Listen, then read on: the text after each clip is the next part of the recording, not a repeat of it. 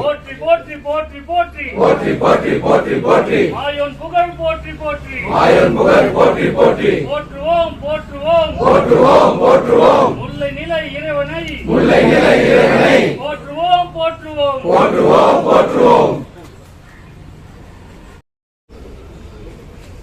ஒரு ஆர்எஸ்எஸ்காரர் ஆர்எஸ்எஸ் பெருமையா பேசுறதுல வியப்பொன்று.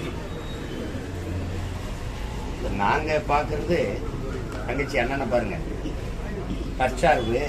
தற்சார்பு பொருளாதாரம் பேசுவது, எல்லாத்துக்கும் பிறநாட்டை சாரக்கூடாதுன்னு பேசுவது, விவசாயத்தை விட்டுக் கொடுக்க முடியாதுன்னு பேசுறது, குறிப்பா கால்நடை விவசாயிகள்னு பேசுறது, இதெல்லாம் கவனிப்பீங்கல்ல. அந்த பேச்சுகள் எல்லாம் யாருடைய தாக்கம்னு உங்களுக்கு தெரியுதுன்னு நினைக்கிறேன். அப்ப வரியை குறைக்கிறேன் புரியுதா, 5 விழுக்காடு 18 விழுக்காடு வரது 28 விழுக்காட்டுல குறைக்கிறேன்னா ஏன் குறைக்கணுங்கிற ஒரு கேள்வி எழுதுருக்கு இல்ல. ஏன்னா வரி தாங்க முடியாத சுமையா இருக்குது மக்களுக்கு. அப்ப தெரிஞ்சே இவ்வளவு காலம் அந்த வரி சுமையை திணிச்சது யாருடைய பிள்ளை. இதெல்லாம் அதையெல்லாம் நாங்க கவனிக்கிறோம். சரி, இப்ப எங்கோ ஒரு ஓரத்துல நம்ம பற்ற வைக்கிற நெருப்பு பரவுது. ஆனால் அந்த தற்சார்பு பொருளாதார கொள்கை, அந்த வேளாண்மைக்கு முன்னுரிமை, இது போன்ற நிலைப்பாடுகளில் மீறி இருக்கிற இந்த 4 ஆண்டு காலங்களில் 3.5 ஆண்டு காலம் இருக்குது. அதுல மாண்புமிக்க மேன்மைமிக்க நாட்டின் முதன்மை அமைச்சர் ஐயா நரேந்திர மோடி அவர்கள் உறுதியாக இருக்கணும்னு வேண்டிக்கிறோம். அவ்வளவுதான். இப்ப ஆர்எஸ்எஸ் பத்தி அவர் பேசுறதுல வியப்பொருள் இல்லை. ஆர்எஸ்எஸ் பத்தி பேசிட்டு சுதந்திர தின கொடியேற்றி பேசுறதா வேடிக்கை இருக்கு. ஏன்னா சுதந்திரத்தையே அவங்க ஏற்கல, சுதந்திரத்துக்காக போராடல. அவங்க வெள்ளையனை ஏற்று வெளியேற்றணுங்கிறது அவங்க நோக்கம் இல்ல. சுதந்திர கொடியவே அவங்க பிடிக்க தயாரா இல்ல. பிடிக்கும் போதும் ஈடுபாட்டோட பிடிக்க கூடாதுங்கிறத அவங்களுடைய கொள்கை. உங்களுக்கு புரியுது நினைக்கிறேன். அதனால இது பேசி என்ன பயன் இருக்குது? அது ஒன்னும் நாங்க எப்படி பார்ப்போம்னா, இந்த நாட்டின் தந்தை விடுதலை போராட்டத்திற்கு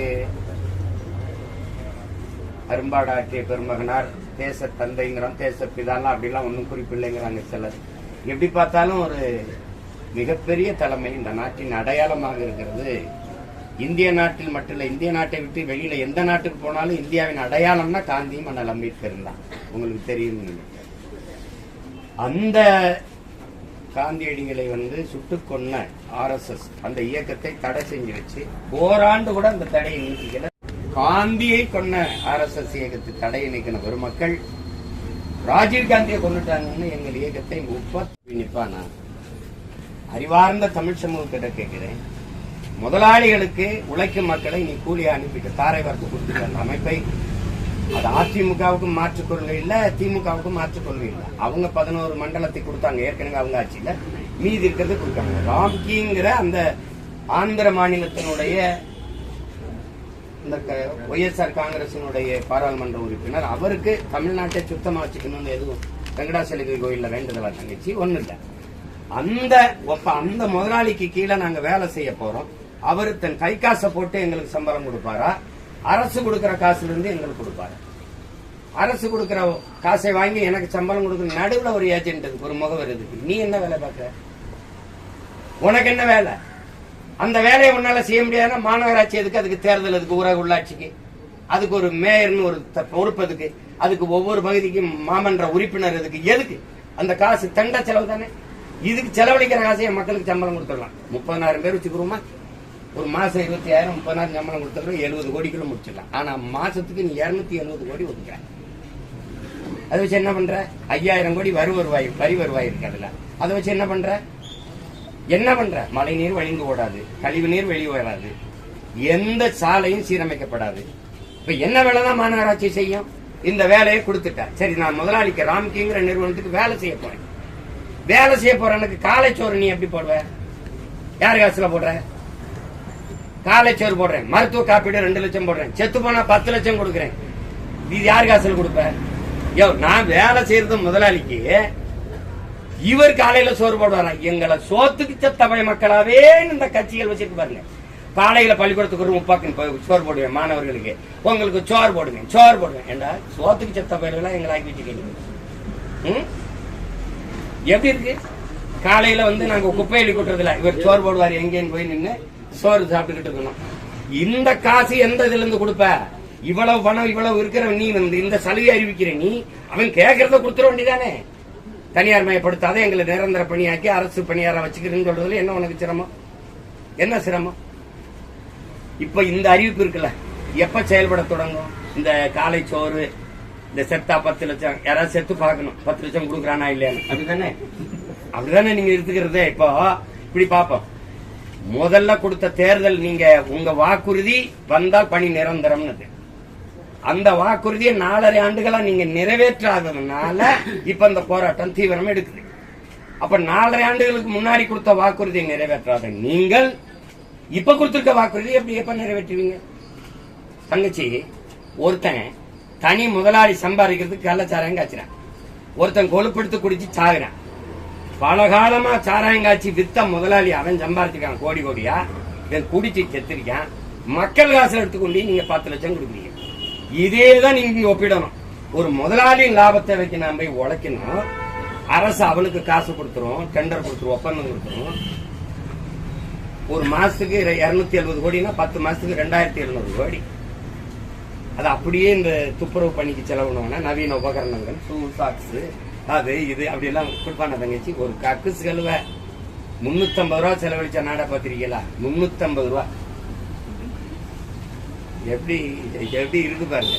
ஒரு கிலோ குப்பைக்கு 12 ரூபா போடுது. ஒரு கிலோ குப்பை அள்ளுறதுக்கு 12 ரூபா. குப்பைய கூட அள்ள முடியாது. அப்போ குப்பை எல்ல முடியாது, தோத்து போயிருது. அந்த நிர்வாகத்தை நான் செய்ய முடியாது. கல்வியை கொடுக்க முடியாது, நான் செய்ய முடியாது, தனியார் தான். மருத்துவத்தை கொடுக்க முடியாது, அதை நான் செய்ய முடியாது, தனியார் தான் நல்லா செய்வான். போக்குவரத்தை நான் நடத்த முடியாது, அதை தனியார் தான் நல்லா செய்வான். மின் உற்பத்தி விநியோகத்தை நான் செய்ய முடியாது, அது தனியார் தான் நல்லா செய்வேன். நீ என்ன புடுங்குறங்க? உனக்கு என்ன வேலைங்க? அப்ப நீ கையாளாகாதவன், நீ தோற்று போனவன், தகுதியற்றவன். நாட்டின் பிள்ளைகளுக்கு தரமான கல்வியை கொடுக்கல. நீ 207 பள்ளிக்கூடத்தை மூடுற, அரசு பள்ளிக்கூடத்தை. கேட்டா பள்ளிக்கல்வித்துறை அமைச்சர் மாண்புமிகு தம்பி அன்பில் மகேஷ் என்ன சொல்றாரு? அன்பில் மகேஷ் பொய்யாமொழி என்ன சொல்றாரு? பிறப்பு விகிதம் குறைஞ்சிச்சுங்கிற. நீ 30 வருஷமா சாராய கடையை திறந்து வச்சு குடினா எங்கிட்ட பிறக்கும் பிள்ளை? பிறப்பு விகிதம் எப்படி கூடும்? சரி, அரசு பள்ளிக்கு வரும்போது பிறப்பு விகிதம் குறைஞ்சிருக்கு, மாணவர்களின் எண்ணிக்கை, பிள்ளைகளின் பிறப்பு விகிதம் குறைஞ்சிருக்கு. தனியார் பள்ளிகளுக்கு சாரையா பிள்ளைகள் படையெடுத்து தர்றாங்களே, அப்ப பிறப்பு விகிதம் கூடியிருக்கா? பதில் இருக்கா? அரசு பள்ளிக்கு வர பிறப்பு வீதம் குறையுது, தனியார் பள்ளிக்கு போக பிறப்பு வீதம் எப்படி கூடுது? எப்படி கூடுது? இதுக்கு பள்ளி கல்விக்கு ஒரு துறை, உயர்கல்விக்கு ஒரு துறை, கால்நடைக்கு ஒரு துறை, பால் வளத்துக்கு ஒரு துறை, எதை பத்தி இங்க வளப்படாம கமிஷன் வாங்குறதுக்கு ஒரு துறை. அதனால மொத்த துறையும் கமிஷன் துறைன்னு வச்சிருக்கிறது நல்லது. எந்த கேள்விக்கும் உன்ட்ட பதில் இருந்துக்கு, நான் கேட்கறதுக்கு ஏதாவது பதில் இருக்குதா சொல்லுங்க. ஏன்னா படிக்க வரல பிள்ளைகள் பள்ளிக்கூடத்தை முடியும், குடிக்க வரல, நீ ஏதாவது ஒரு டாஸ்மார்க்க முடியிருக்கா? நீ நாட்டை எதை நோக்கி நகர்த்திட்டு போற? நீ கேட்டா நல்லாச்சுங்கிற. 15வது நாள் அந்த போராட்டத்தை அவசரம் முடிச்சு விட்டு காலில் சோறு போடுறேன், 2 லட்சம் ரூபாய் காப்பீட்டுக்கு போடுறேன், சத்தா 10 லட்சம் கொடுக்குறேன்னு ஒரு பசப்ப அறிக்கையை விட்டு முடிச்சு நன்றின்னு சோறாக்கி போட்டு அங்க சும்மா இருந்த ஜூனியர் ஆர்டிஸ்ட் ஆட வச்சு வேடிக்கை பார்த்த மாதிரி இங்க கொட்டு அவங்க புதுசா அப்பதான் தச்சு கொண்டாந்துருக்காங்க. அந்த பதாகை இப்படி பிடிக்கிறதா அப்படி பிடிக்கிறதா தெரியல, அது என்ன எழுதிருக்குன்னே தெரியல. அது டைரக்ஷன் யார் தெரியுமில்ல? டைரக்ஷன் மேயர் தான் டைரக்ஷன். யார்கிட்டையும் அசிஸ்டன்ட் ஆர்டர் இருந்து கத்துக்கு வராதனால சரியா டைரக்ஷன் வரல. டைரக்ஷன் மேற்பார்வை இருக்காரு ஐயா சேகர் பாபு, அவருக்கு சுத்தமா தெரியல டைரக்ஷன். படம் பிளாப் ஆயிடுச்சு. எப்படி? அந்த கூலிங்காலி இந்த கூலிங்காலி. இது எப்படி? இதெல்லாம் ஆட்சியாளனை குறை சொல்லி என்ன பயன் இருக்கு? ஒரு நாட்டில் ஒரு ஆட்சியாளன் செய்யற தவறுக்கு ஆட்சியாளன் பொறுப்பேற்க முடியாதுங்கிறார். அந்த ஆட்சியாளனை அந்த அதிகாரத்தில் உட்கார வைத்த மக்கள் தான்டா பொறுப்புங்கிற. என் மக்கள் செய்த பிழை அதான் அனுபவிக்கிறோம், என்ன பண்ண முடியும்? வேற ஏதாவது கேள்விகள் இருக்கா? ஆளுநரோட கருத்துக்கள் தொடர்ந்து முன்வைக்கப்பட்டு இருக்கு. இப்போ பெண்கள் வாழ்வதற்கு தகுதியில்லாத மாநிலமா இருக்குன்னு சொல்றதா இருக்கட்டும், பள்ளி கல்வியில ரொம்ப பின்தங்கி போறோம்னு சொல்றதா இருக்கட்டும், இந்த மாதிரி பல விஷயங்களை தொடர்ந்து சொல்லிட்டு இருக்காரு. சனாதனம் தொடர்பாகவும் சொல்லிட்டு இருக்காரு. அதுக்கு கனிமொழி வந்து பெண்களுக்கு நல்லா இருக்கிற மாநிலமா தான் இருக்கு. முதல் 10 மாநிலத்துல கூட நான் தமிழ்நாடு வராத போது நீங்க ஏன் குறை சொல்றீங்க அப்படின்னு சொல்றாங்க. அதே மாதிரி பள்ளி கல்வித்துறை அமைச்சரும் அப்படி எல்லாம் எதுவும் இல்ல, நல்லா தான் இருக்கு பள்ளி கல்வி அப்படின்னு சொல்றாங்க. இல்ல அதிகாரத்தில் இருக்க 2 பேரும் அப்படி கிள்ளி விளையாடுறதான தங்கச்சி. ஆளுநர் பெண்களுக்கு பாதுகாப்பு இல்லை, கல்வியில பின்தங்கி இருக்குன்னு சொல்றதுக்கு அவருக்கு என்ன தகுதி இருக்குங்கிறதா? நீங்க ஆட்சி செய்யற பிஜேபி ஆட்சி செய்யற மாநிலங்களில் பெண்களுக்கு மணிப்பூர்ல என்ன நடந்தது? நடுச்சாலையில நிர்வாணமா பெண்ணை நடக்க வச்சு வன்புணர்வு செஞ்சு தீ வச்சு கொளுத்த நோக்கி தான் நீங்க. நீ என்ன வைத்திருங்க? எத்தனை ஆயிரம் பெண்களை நீங்க வன்புணர்வு குஜராத் மணிப்பூர்ல செஞ்சீங்க? எவ்வளவு படுகொலை செஞ்சீங்க? நீங்க ஆள்ற மாநிலங்கள்ல ஒரு தாழ்ந்த சாதிக்கார பையன் உயர்ந்த சாதி பெண்ணை காதல் கட்டி வச்சு அடிச்சு சித்திரவதை பண்ணி கொள்ற எத்தனை காட்சிகள்? சூவை நக்குங்கிறது, சூளை தண்ணி ஊற்றி குடிங்கிறது, எவ்வளவு இழிவு பண்ணுவீங்க நீங்க? நீங்க மனித குல பகைவர்கள். நீங்க இந்த மாநிலத்தில் சொல்லுங்க, அது நாங்க பேசுறோம். அதே மாதிரி அம்மையார் கனிமொழி அவர்கள் பாதுகாப்பு உங்களுக்கு நீங்க பாராளுமன்ற உறுப்பினராக இருக்கீங்க, காவல்துறை எப்படி துப்பாக்கியோட வருது? எங்க அக்கா தங்கச்சிக்கு இருக்கா? அதான் பேச்சு. மனநலம் பாதிக்கப்பட்ட பெண்ணை வன்புணர்வு செஞ்சு கொலை செஞ்சாங்க இல்லையா? எத்தனை பச்சின குழந்தைகள் வன்புணர்வுக்கு ஆளாக்கப்படுறாங்க?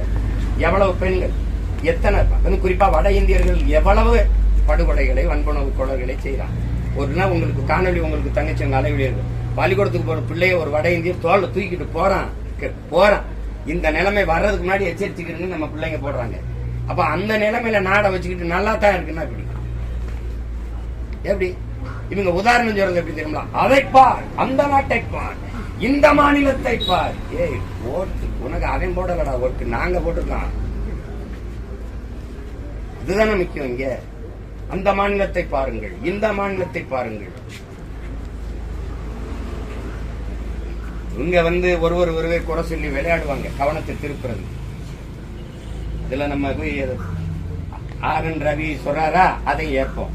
இவங்க சொல்றாரா மத்த மாநிலங்கள்லாம் சரியில்லைன்னு அதையும் ஏற்போம். இப்ப நாமெல்லாம் சேர்ந்து எல்லாத்தையும் ஒழிப்போம், இவங்களை ஒழிப்போம். அதுதான் நம்ம செய்யணும். வேற ஏதாவது கேள்வி இருக்கா? இந்தியாவுக்கு 50% வரி போட்டு ஏதோ பொழுதுபோலின்னு உட்கார்ந்து பேசிட்டு இருக்காங்க. அதை விடுங்க. அது